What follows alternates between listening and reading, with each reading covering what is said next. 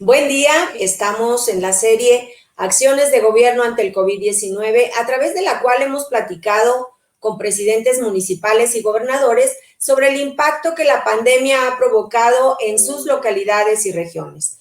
Y precisamente para hablar de los retos político-electorales que le deparan al país en medio de una coyuntura de pandemia, hoy nos acompañan tres de nuestros consejeros editoriales expertos en la materia. Están con nosotros Amalia García Medina, exgobernadora del estado de Zacatecas, una de las tan solo 9 gobernadoras que ha habido en la historia de México. Ella es una política y luchadora social. Amalia, qué gusto tenerte con nosotros esta mañana. Con mucho gusto, de verdad encantada de estar aquí, sobre todo porque cuando nos has invitado a participar en el Consejo Editorial y en los eventos que se realizan, es pensando en la gente, en quienes gobiernan, pero se gobierna para la ciudadanía, para los hombres y las mujeres. Entonces, encantada de estar aquí, además con estos invitados de lujo, que yo voy a aprender mucho de ellos. Realmente yo me beneficio de esta invitación. Gracias, Amalia, qué gentil. Y doy también la bienvenida a Antonio Carranza Fernández, director general de OCA Reputación, consultor en temas de comunicación y relacionamiento con públicos de interés. Toño Carranza, gracias por ser parte de este grupo de esta mañana. Ay, es un privilegio y saludo a la gobernadora Amalia y a Arturo. Encantado de estar con ustedes y participar en el panel. Y también aprender, como bien dice la gobernadora. Gracias, Toño. Y nos acompaña también Arturo Sánchez Gutiérrez, decano de la Escuela de Gobierno y Transformación Pública del TEC de Monterrey y exconsejero del Instituto Nacional Electoral y, por lo tanto, gran conocedor de las facultades y retos de la autoridad electoral. Arturo, gracias por compartir esta mañana. No te estamos escuchando bien, Arturo.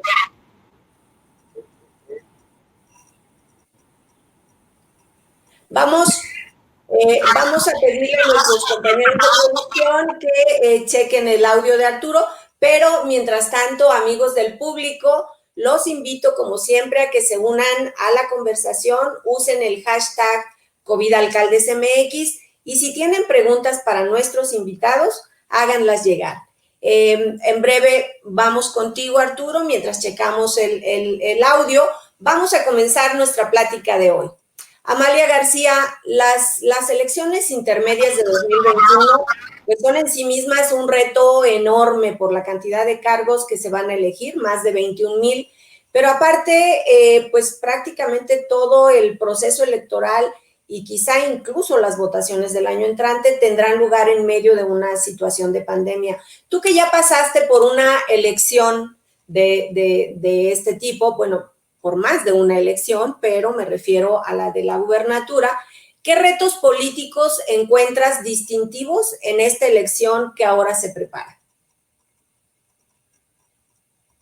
Me parece muy importante que tú pongas el acento no solamente en las elecciones, sino que lo vincules con buenas prácticas de gobierno.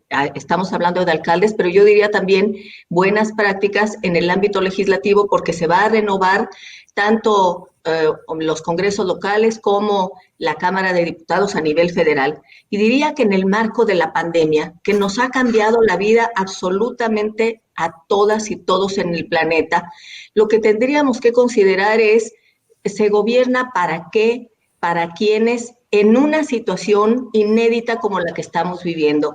Y hay algo en lo que ha puesto el acento las mujeres, el movimiento feminista, pero también la Organización de Naciones Unidas y la CEPAL.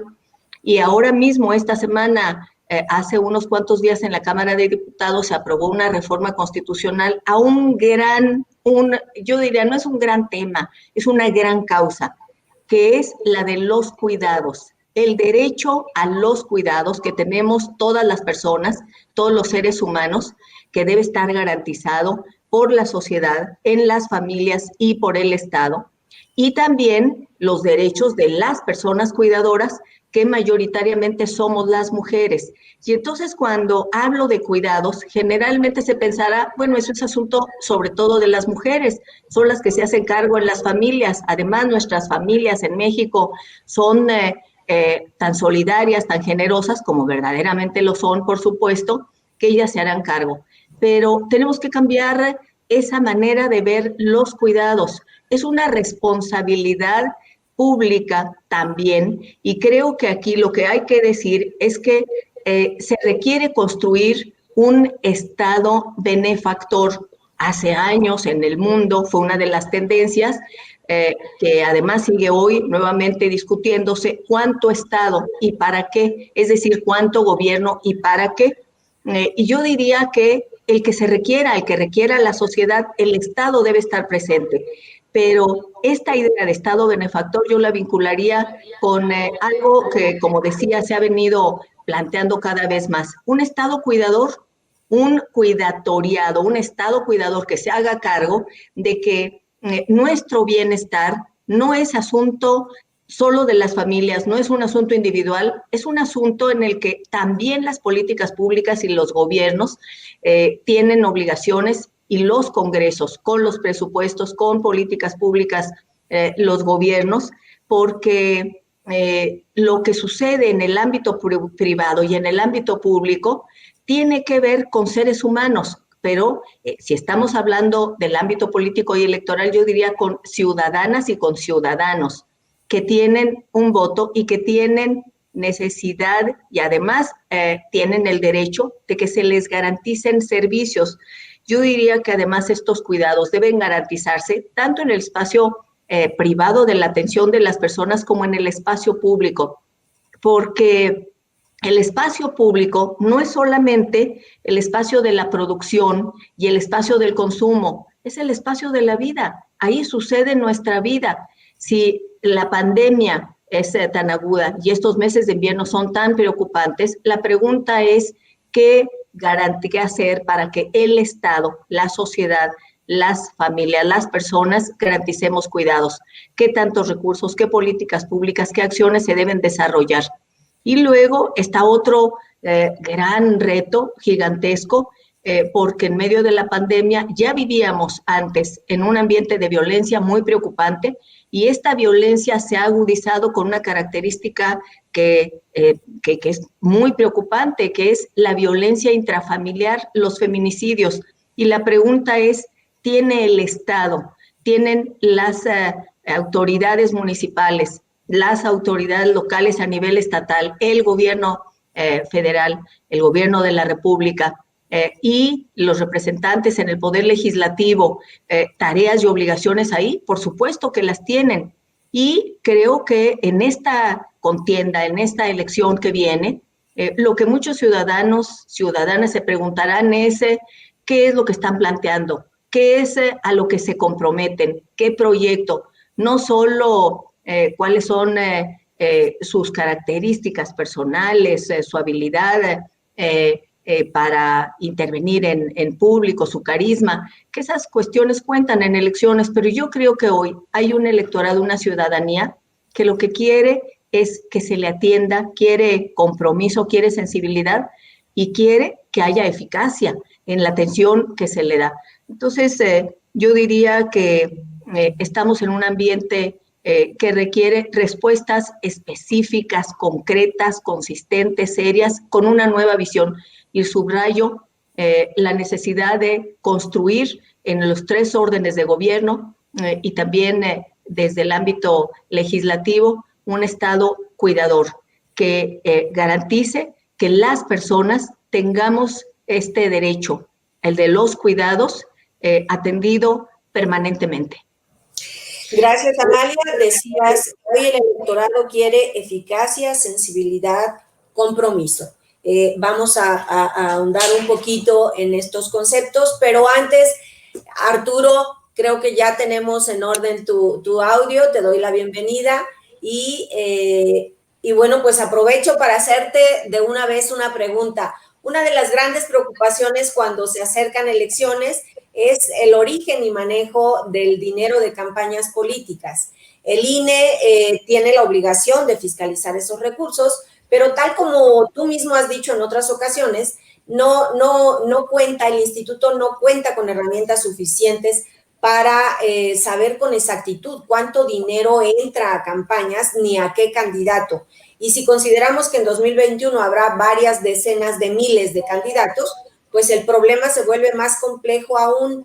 ¿Qué tiene que hacerse para que el INE cuente con esas herramientas que faltan para detectar montos y campañas que están recibiendo recursos en algunos casos ilegales y también para cerrar esa brecha que hay entre los casos en que sí llegan a identificarse recursos ilegales, pero donde a pesar de ello no se logra una sanción para el candidato transgresor? Adelante, Arturo. Gracias. Qué gusto estar con ustedes. Es realmente un placer y sobre todo saludar a Antonio, saludar a Amalia en esta ocasión. Creo que hay un tema muy importante en la pregunta que se menciona, pero quisiera relacionar la respuesta con lo que nos comentaba Amalia ahorita. Finalmente lo que tenemos que hacer es cuidar nuestra democracia.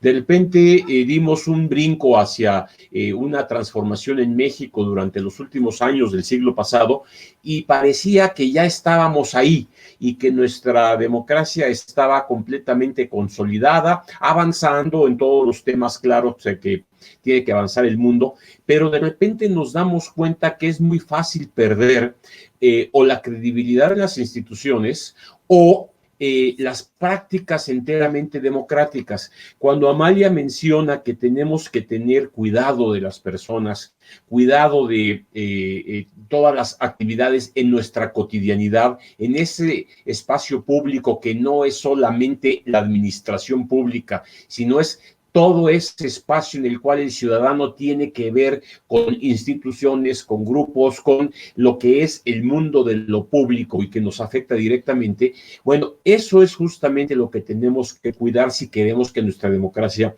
se fortalezca. Y ahí quizá lo importante es rescatar y fortalecer nuestra pluralidad. Tuvimos muchos años en donde había varios partidos gobernando, en donde teníamos gobernadores de unos partidos y de otros, y había de alguna manera una pluralidad en la forma de tomar decisiones que implicaba una negociación. Yo creo que cuidar la democracia y involucrar a todos en este cuidado implica rescatar la valía de la pluralidad de nuestra sociedad. Y en ese sentido, creo que las elecciones del año que entra justamente nos ponen sobre la mesa otra vez la apuesta de las diferentes alternativas que tenemos para poder encontrar soluciones en los diferentes nichos. Como bien decías, Norma, ahorita al principio, lo que tenemos en el año que entra es una elección en donde hay una gran cantidad de puestos a elegir. Y esto significa una gran cantidad de elecciones.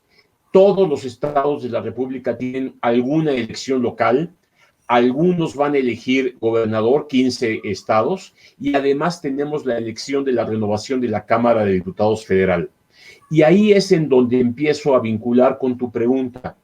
Va a moverse necesariamente por los 20 y tantos mil puestos que se van a elegir mucho dinero, porque todos los candidatos tienen derecho a invertir en sus campañas, ya sea dinero público o dinero privado, y el dinero público ante tal cantidad de candidaturas, pues seguramente no alcanzará, y hemos visto cómo desde que empezó a circular el gran financiamiento a los partidos políticos allá en 1996, no alcanzaba el dinero público para las campañas, y entonces se recurre a dinero privado que es mucho más difícil de seguir y sobre todo mucho más difícil cuando el Instituto Nacional Electoral es el único responsable de fiscalizar los dineros de todas las campañas, desde la campaña para el presidente municipal de San Felipe Torres Mochas, me pongo de pie, hasta las campañas de cada uno de los diputados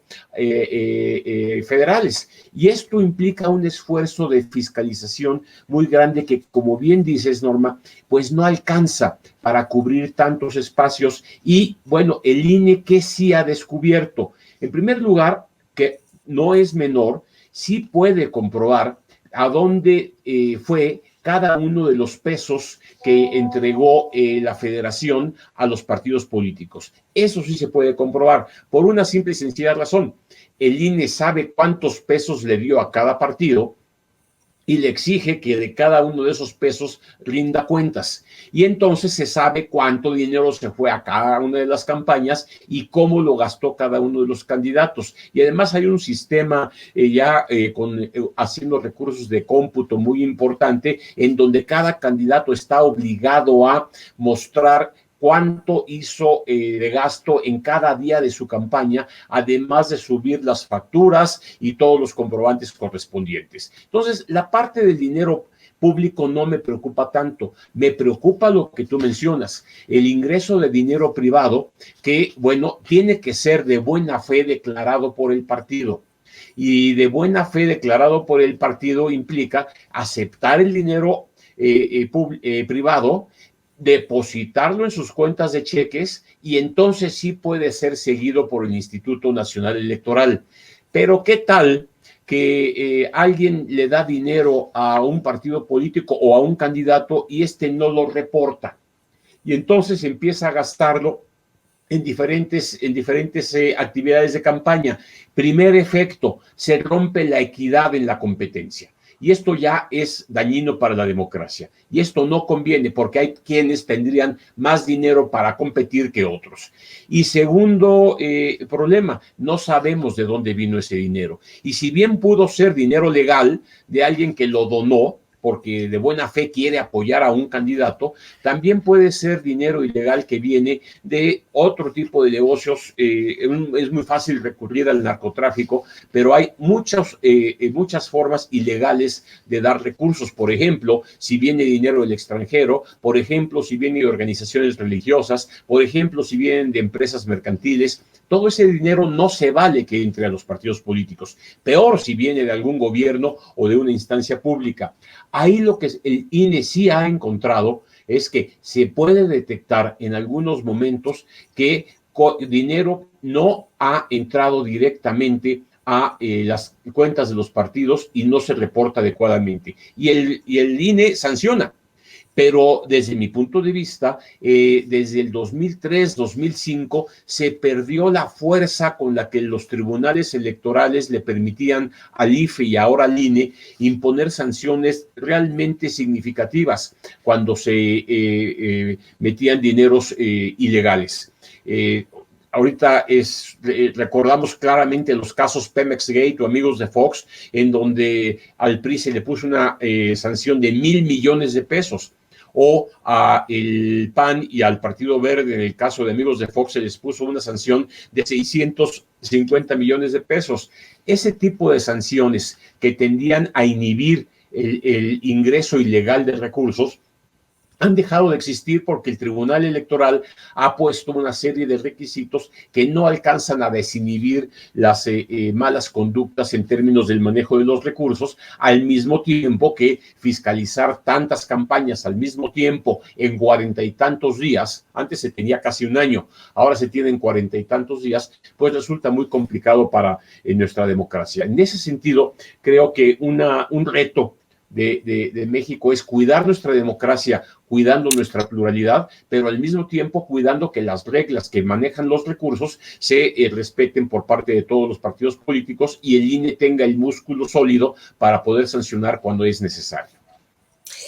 Transparencia en el manejo de los recursos, igualdad en las condiciones de competencia para todos los candidatos y partidos políticos. Resumiría un poquito de esa manera este gran reto que viene para las elecciones de 2021 y que nos has estado planteando, Arturo, pero vamos a puntualizar un poquito más en estos temas. Antonio Carranza, hablemos de la importancia de la reputación, más cuando hablamos de políticos que dependen de una elección popular y cuando las redes sociales hoy día juegan un papel preponderante e inmediato. ¿Cómo debe cuidar entonces un candidato su reputación? ¿Cómo la construye, la preserva y la usa como un activo?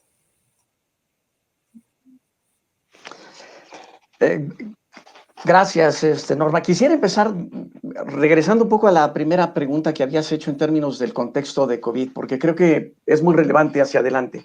¿Qué es lo que hemos visto en estos meses en que todos hemos estado enclaustrados o teniendo una interacción física muy limitada? Y lo hemos visto en las charlas que tú has tenido con presidentes municipales. Pues es no despertar, pero sí este crecimiento exponencial del ciudadano digital, ¿no?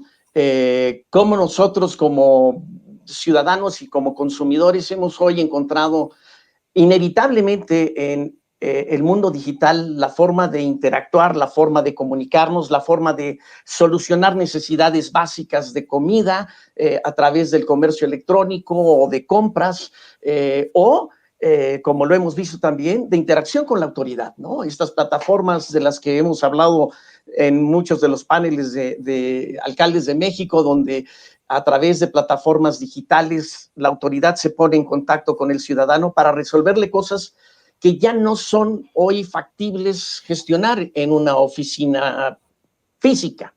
Entonces, ¿qué tenemos hoy? Pues hoy hemos tenido un ciudadano mucho más activo en redes sociales, mucho más familiarizado con el mundo digital, más dispuesto a hacer ese tipo de transacciones, tanto económicas como políticas, en términos de sus expresiones, a través de Instagram o de Facebook o de Twitter o a través de plataformas especializadas.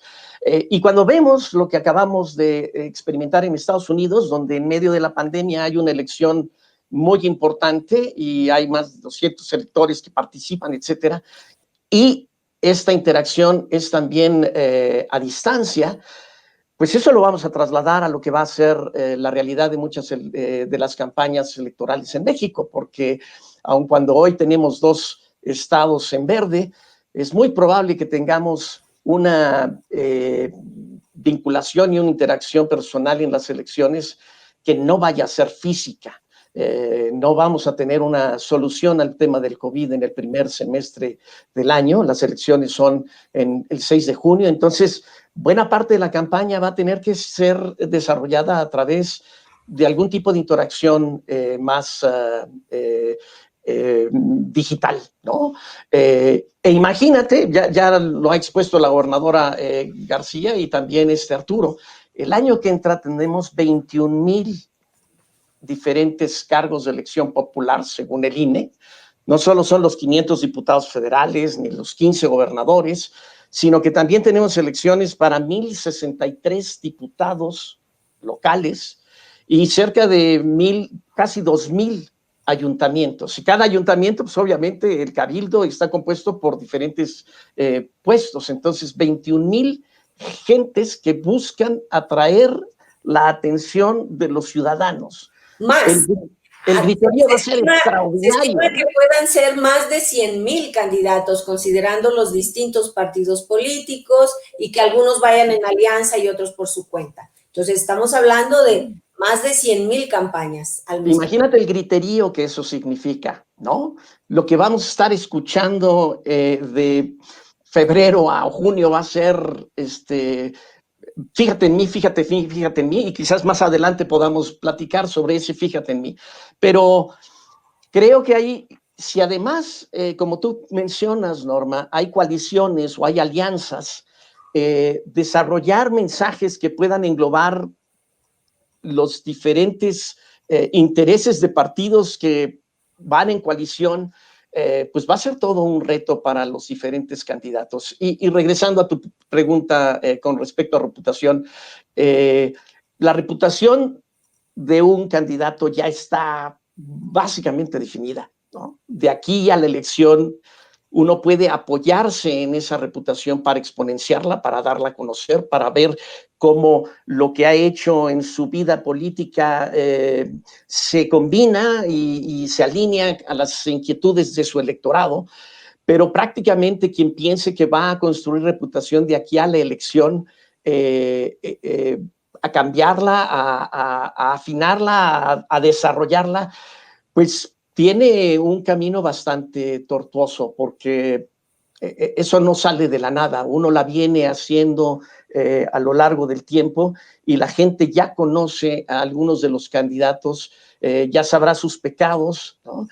Ya sabrá sus atributos. Entonces, cómo afinarla y cómo alinearla es parte del reto que tienen pues más de 100,000 candidatos el año que entra.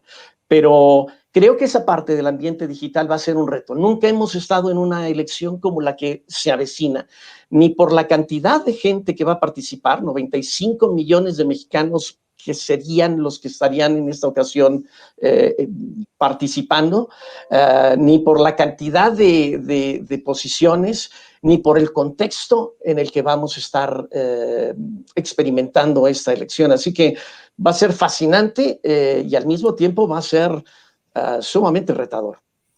¿Cómo comunicar? Ese es un temita al que vamos a entrar en la siguiente ronda. ¿Cómo comunicar? Y este concepto que manejas de fíjate en mí, ¿qué hacerlo? Amalia, quiero combinar algunas de los planteamientos que hiciste en un inicio. Te referías, por una parte, a este Estado benefactor, que pues hace algunos años era una tendencia. ¿No escuchas? Perdón, Amalia. Se corta un poco. Repito. Decías, hacías referencia en un inicio a ese Estado benefactor que hace algunos años era una tendencia a nivel mundial. Y lo combino con tu formación, esta formación de izquierda.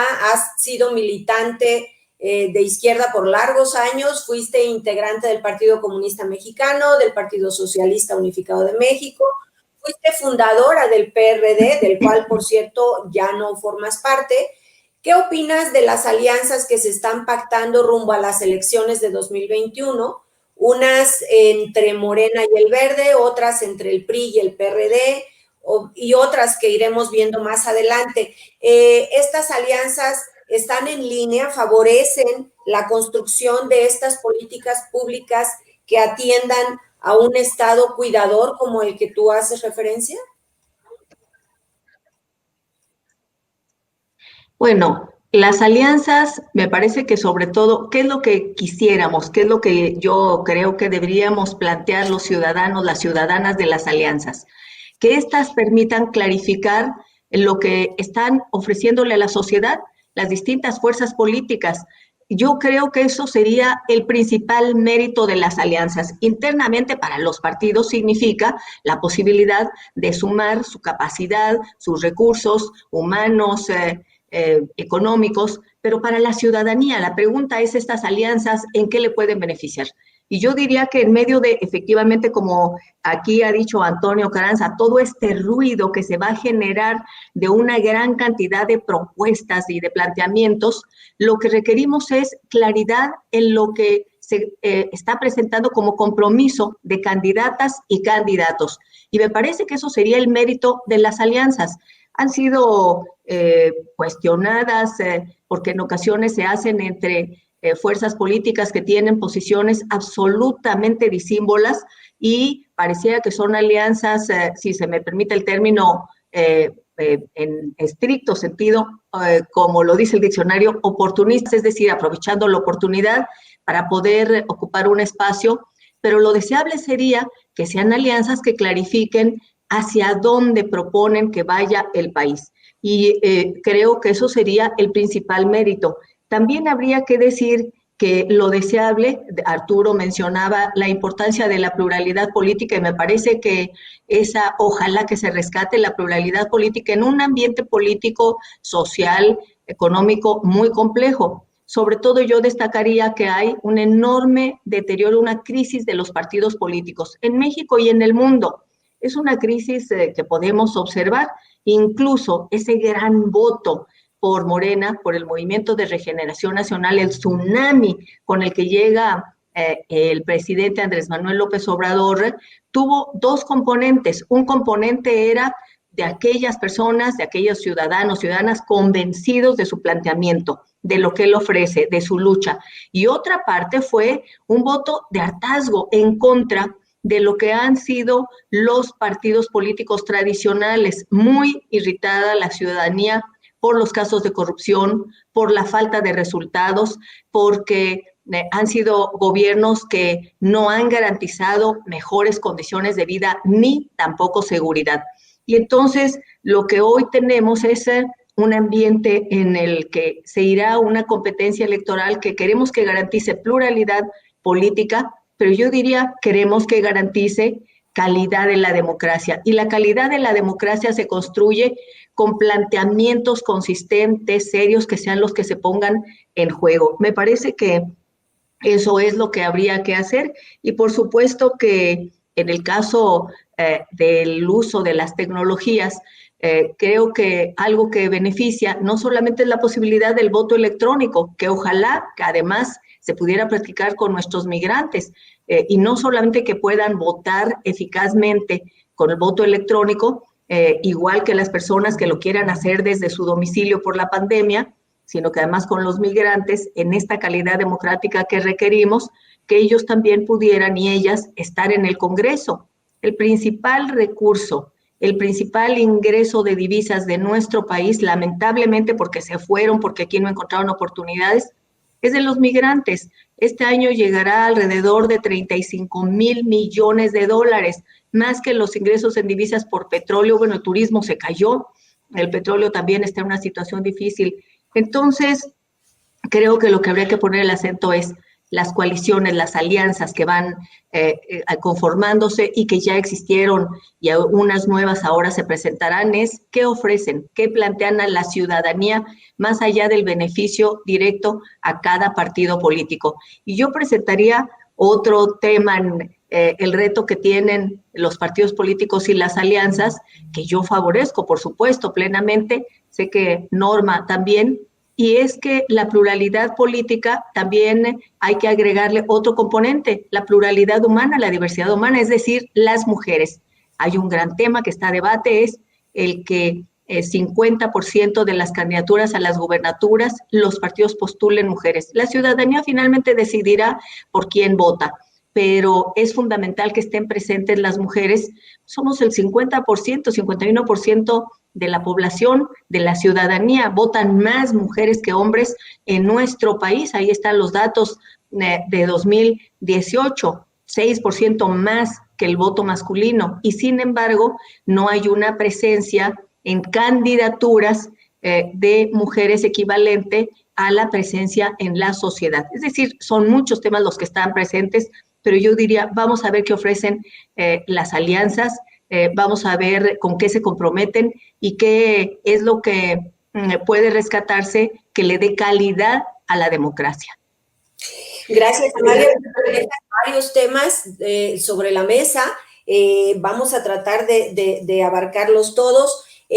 Arturo, el tema, siguiendo con el tema del dinero en las campañas políticas, ¿ves conveniente específicamente en el seguimiento que tiene que ver pues con el dinero que llega de manera privada a los partidos políticos y a los candidatos, y esos casos en los que no está claro, no queda claro si hay una sospecha de desvío de recursos públicos o de recursos provenientes del narcotráfico? En fin, ¿ves conveniente y sobre todo suficiente el convenio firmado entre el INE y la Unidad de Inteligencia Financiera hace unas semanas para blindar al proceso electoral?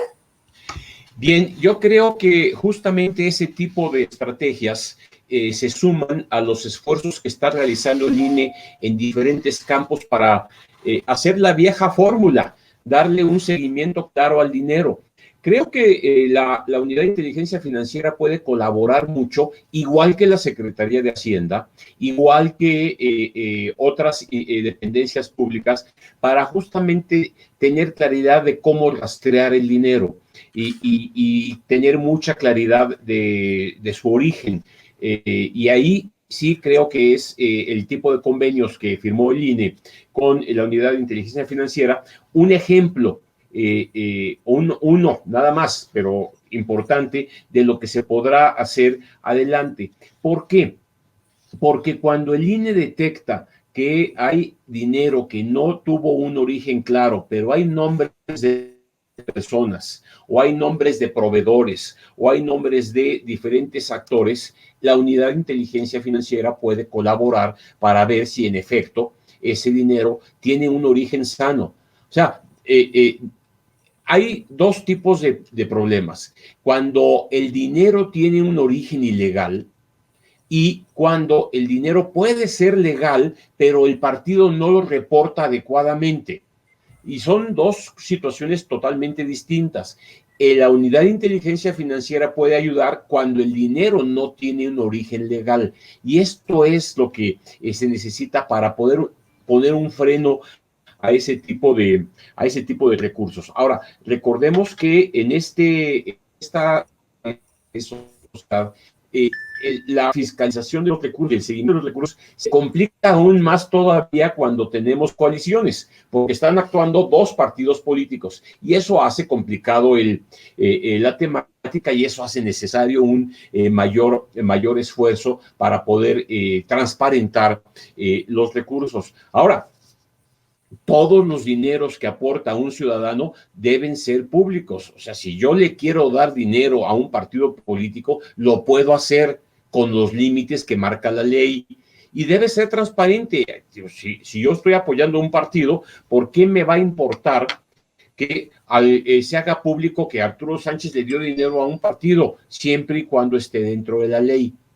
Y eso es lo que tenemos que buscar en materia de transparencias, porque hay muchas formas de apoyar a un partido político manteniéndose dentro de la ley, pero es un poco el esfuerzo. Y déjame hacer un comentario en este contexto que mencionaba Amalia, en el sentido de la fuerza del elector, digamos, y la pluralidad de las personas.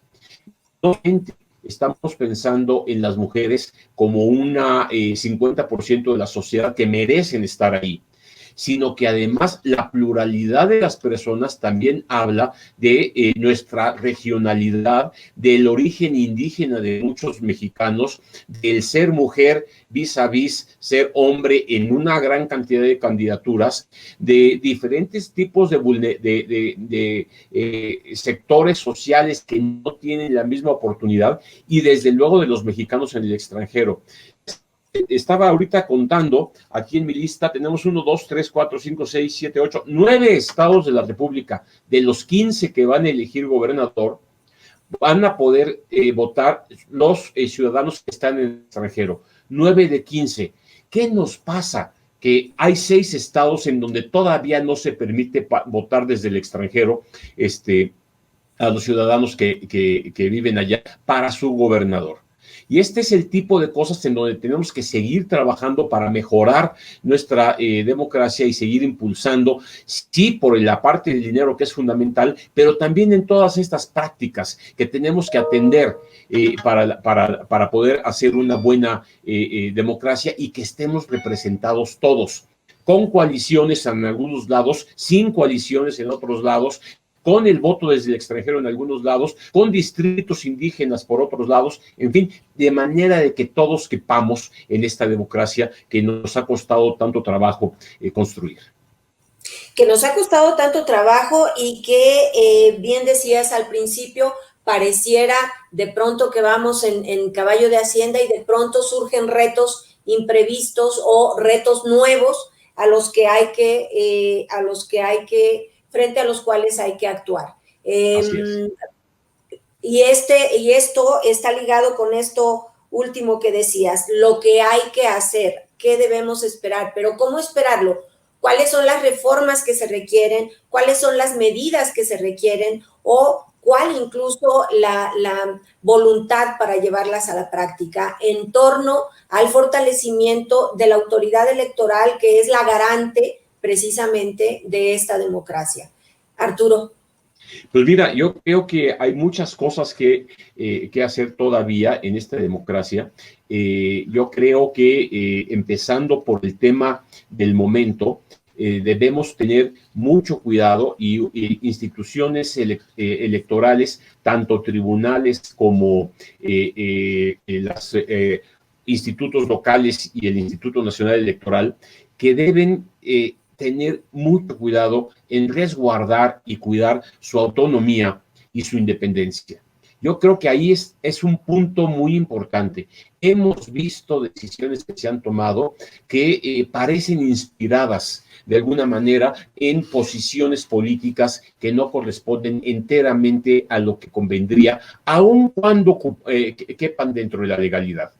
Y yo creo que esa es una parte que necesitamos reforzar: la composición de los órganos electorales, la independencia de los tribunales, la libertad para poder tomar decisiones, y ese tipo de problemas también pasan por los recursos con los que cuentan estas instituciones. A ver, yo creo que es mucho mejor forzar al INE a que rinda cabal cuenta de cada peso que recibe, a hacerle un recorte presupuestario cuando tenemos enfrente la elección más grande que ha tenido que organizar el IFE o el INE en toda su historia.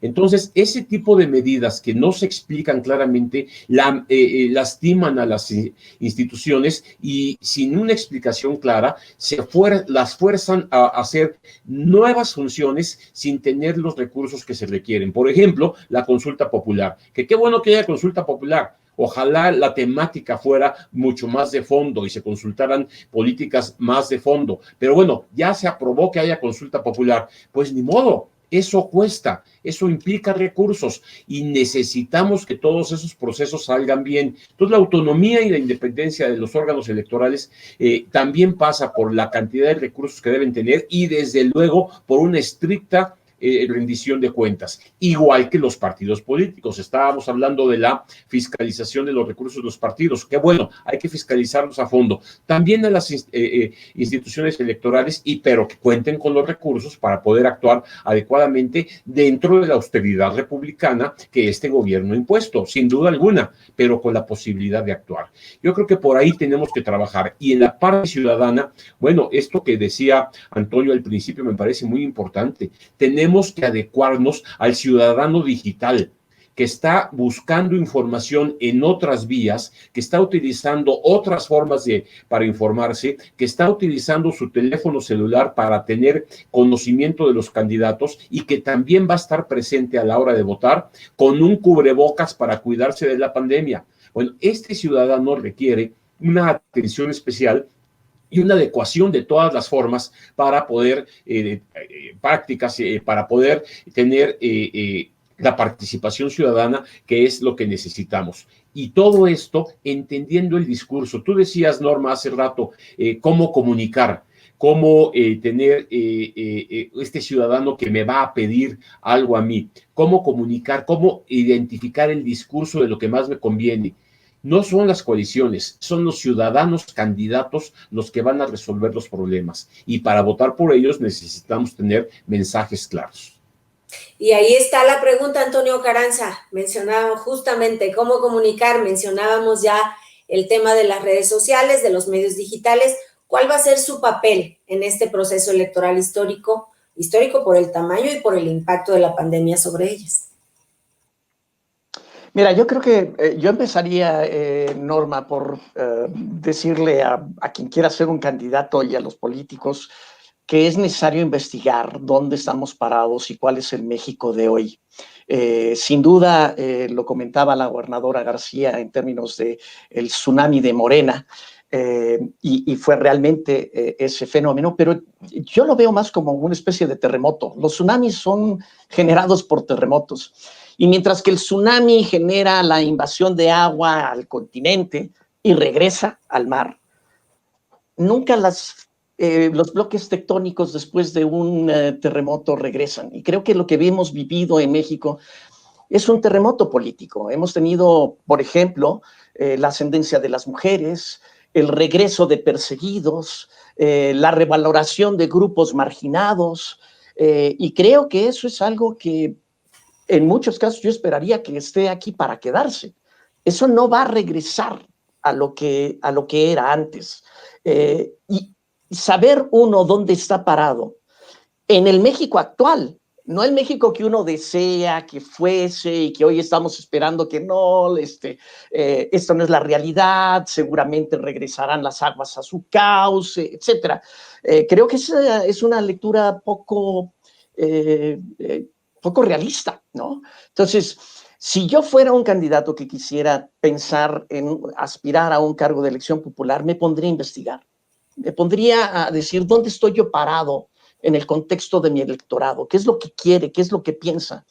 Porque el presidente López Obrador ha activado áreas de nuestra sociedad que no jugaban un lugar, que no tenían un lugar tan preponderante. Y creo que el discurso del presidente López Obrador va a estar ahí permeando todas las campañas. Quien no sepa adecuarse a un discurso en donde hay que cambiar al país, en donde hay que luchar contra la corrupción, porque es un verdadero problema, en donde uno no piense que tiene que reformar estructuras, que acotar ciertos poderes, etcétera, va a quedar fuera de una corriente de pensamiento que es mayoritaria. Y no quiero decir con eso que todos seamos morenistas, pero sí creo que todos estamos pensando que hay problemas del país, de los cuales el presidente se ha apropiado de una manera muy inteligente, pero que uno tiene que desarrollar con su propio mensaje. Entonces, si yo tuviera que decirle a alguien, oye, ¿cómo le hago para tratar de avanzar en una candidatura? Primero, ese conocimiento de su electorado. ¿Dónde está el electorado? ¿Cuáles son sus inquietudes? ¿Dónde estoy yo como candidato? ¿Cuáles son las fortalezas que yo tengo para atender esas necesidades del electorado? Y si no las tengo, las compro, ¿no? Puedo sumar a mi campaña a alguien, puedo pedirle a alguien que sea mi consultor en un tipo de tema en el que yo no soy especializado, etcétera, pero que me transfiera esa fortaleza. También vería cómo se alinean estas cosas con lo que son las inquietudes, ¿no? Y desarrollar, como decía bien Arturo, mensajes persuasivos, ¿no? Esa idea de que vamos a posicionarnos por el contraste con necesariamente con lo que está dominando el panorama, va a ser muy difícil. No me imagino a alguien que salga a decir yo no quiero luchar contra la corrupción, yo no quiero luchar contra la desigualdad, yo no quiero que el poder económico domine las estructuras políticas.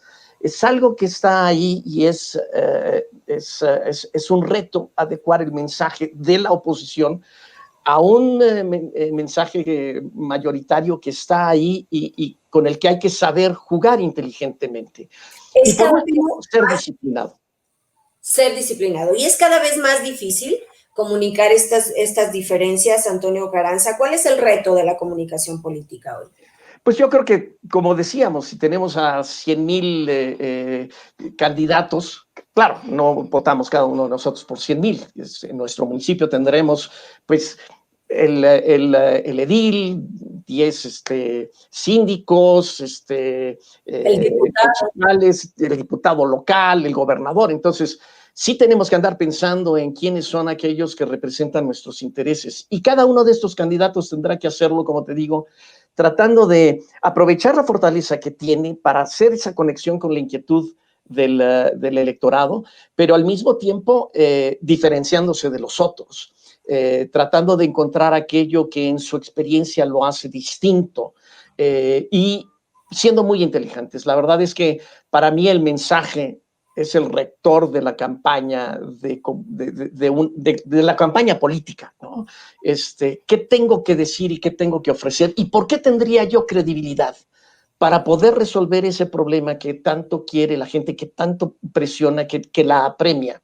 Y creo que el año que entra, en medio de la resaca económica que vamos a tener del COVID, en medio de las preocupaciones de salud que tenemos, en medio de las preocupaciones más sensibles del ser humano, porque al final lo que ha resultado con el COVID es que nos ha confrontado con la muerte, nos ha confrontado con las preocupaciones más profundas de nosotros y nuestras familias, de perder a alguien, de decirle adiós a alguien en las peores circunstancias. Nos ha hecho muy sensibles. Y ese político que desarrolle la capacidad de integrar y hacer esa gran vinculación sentimental, emocional con el electorado, va a ganar, porque nuestras emociones hoy están más a flor de piel que en cualquier otro momento político. Oigan, qué rápido se nos ha ido el tiempo, ha volado. La verdad es que hemos entrado a temas sumamente interesantes y antes de retirarnos, antes de despedir esta transmisión, a mí me gustaría hacerles un planteamiento a los tres para que desde su perspectiva nos cuenten, ¿la pandemia afectó, mejoró o simplemente no impactó a las buenas prácticas en cualquier área de la vida pública, tanto en el ejercicio de gobierno como en las actividades político-electorales? ¿Cuál es su valoración en este sentido? Amalia. Bueno, yo creo que la pandemia ha puesto a prueba a los gobiernos en todos los ámbitos, en los tres órdenes de gobierno, el ámbito municipal, el ámbito estatal, el ámbito federal y en todo el planeta. Y aquí yo destacaría algo que es un hecho. Las mujeres que gobiernan en el planeta son las que han actuado con más eficacia. Bueno, ahí está Nueva Zelanda, que es un ejemplo de políticas públicas precisas, cuidadosas, muy inteligentes. No es un asunto de género, diría yo, pero ahí está el dato, ahí está el dato. Y lo que hizo la pandemia es poner a prueba a los gobiernos. Por cierto, aquí decía Antonio Carranza, van a jugar mucho las emociones y yo diría también la gente va a estar atenta a qué capacidad y calidad de políticas públicas y de gobierno se desarrollan, porque hay ahora por primera vez la posibilidad de la reelección. Y va a ser una prueba para quienes están gobernando en las alcaldías, porque la ciudadanía va a ver resultados. ¿Hubo resultados o no resultados? Frente a la pandemia, ¿tuvieron capacidad o no tuvieron capacidad para responder a la gente? Son muchos los retos que están presentes, pero yo diría que lo positivo de la reelección es que aquí la gente va a actuar en función de resultados. A las pruebas me remito, sería el dicho de la ciudadanía, en función de si ratifica el voto para alguien o no. Y eso está directamente ligado justamente con el ejercicio de buenas prácticas, con un ejercicio de gobierno basado en buenas prácticas que al final se convierta en beneficios para sus ciudadanos. Arturo. Sí, mira, definitivamente la pandemia trastocó una serie de elementos y de prácticas y, como bien dice Amalia, puso a prueba a todos los gobiernos. Pero hay varios elementos que es importante considerar. Puso a prueba a los gobiernos, uno, en términos del conocimiento, porque tenía que tener a los mejores hombres que saben de la pandemia para poder actuar. Segundo, un problema técnico. Había que generar la técnica necesaria y diseñar las estrategias para poder resolver el problema. Tercero, es un problema de recursos también. Es un problema de haber dejado de gastar en algo y gastar en lo que era necesario por la emergencia. Y cuarto, es un problema también de habilidad política. Y en todo esto, yo creo que diferentes gobiernos reaccionaron de diferentes formas. Eso se expresa muy claramente en la credibilidad o no que cada gobierno pudo tener para resolver o enfrentar el problema y seguir enfrentándolo. No querer decir que ya pasó, enfrentar y reconocer lo que está pasando y ver que sigue para adelante. Esto no ha acabado, esto sigue. Cuando hablamos de que si la pandemia afectó, parecía como que ya hubiera pasado. La pandemia va a seguir un tiempo, las vacunas van a llegar cuando lleguen, pero no van a dejar de enfermarse y morirse personas. Entonces, la pregunta es, ¿cómo va a afectar la pandemia en medio de un proceso electoral como el del año que entra?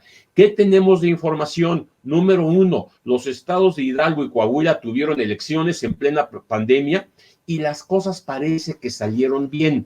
Bien por el INE y bien por los institutos estatales electorales. El problema va a ser para adelante es cómo con pandemia, cómo vivir con pandemia y cómo ser democráticos con la pandemia, al menos todo el 2021. Y en este sentido, la comunicación va a ser muy importante y espero que podamos tener una mayor credibilidad en lo que están haciendo diferentes gobiernos, porque, como bien dice Amalia, la reelección de los diputados locales y de los presidentes municipales dependerá muy bien de cómo perciba la sociedad que reaccionaron ante un elemento como es el COVID-19 en todo el país. ¿Y cómo continuaron o no proporcionando estos servicios públicos para los cuales han sido electos y que la ciudadanía espera que les sigan sirviendo independientemente de cualquier coyuntura adversa? Así es. Antonio Carranza. Yo creo, Norma, que tanto para gobiernos como empresas, la máxima debe ser que en crisis no hay derechos exclusivos ni copyrights, sino que uno debe de compartir sus mejores prácticas siempre en beneficio de la sociedad para atender una crisis. Y creo que lo hemos visto en algunas de las charlas aquí en Alcaldes de México, un presidente municipal que le ofrece a otro presidente municipal conocimiento en el desarrollo de una aplicación móvil, en el desarrollo de alguna idea, en la aplicación, en cómo aplica una táctica para atender algo que a lo que está haciendo frente. Y lo mismo lo hemos visto en las empresas que han desarrollado han innovado en productos, han dedicado su línea de producción a sacar algún gel antibacterial, al desarrollo de ventiladores para hospitales. Entonces, creo que yo sí vería que en medio de la pandemia hemos tenido una mayor solidaridad y un mayor deseo de dejar a un lado egoísmos y quizás pues agendas políticas propias para ofrecer soluciones, para compartir ideas. Esto no quiere decir que no se haga sin un afán egoísta. Todas las empresas que han hecho esto lo han publicitado. Y estoy seguro que muchos presidentes municipales, al compartir sus buenas prácticas, también han dicho a sus electores, miren qué bien estamos aquí, que hasta nos damos estos tips, damos este conocimiento a otros que están en otra circunstancia diferente a la nuestra. Así que eso también crea reputación. Ninguna de las empresas se ha quedado haciendo cosas buenas sin cacarearlas, porque además nuestra sociedad quiere saberlo. Yo quiero saber qué hacen las empresas y qué hacen los políticos en favor de los demás.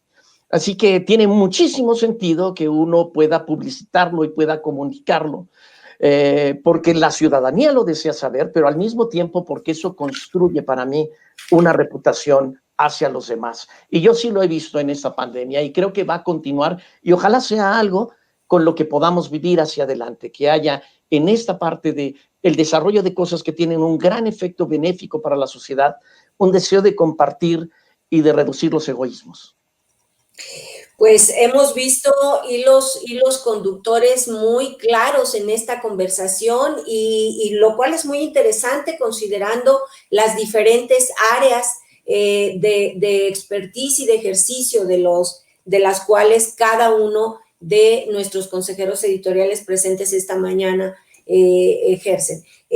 Intercambio de conocimiento muy necesario para un manejo de una crisis totalmente inédita, candidatos sensibles, comprometidos y con propuestas claras que fijen el rumbo del país. Es un reto enorme frente a las nuevas elecciones, la necesidad de seguir fortaleciendo la democracia a través también de instituciones fuertes, transparentes, sí, bien auditadas, sí, pero con apoyo decidido de parte de toda la ciudadanía y de parte también de todos los poderes de la Unión.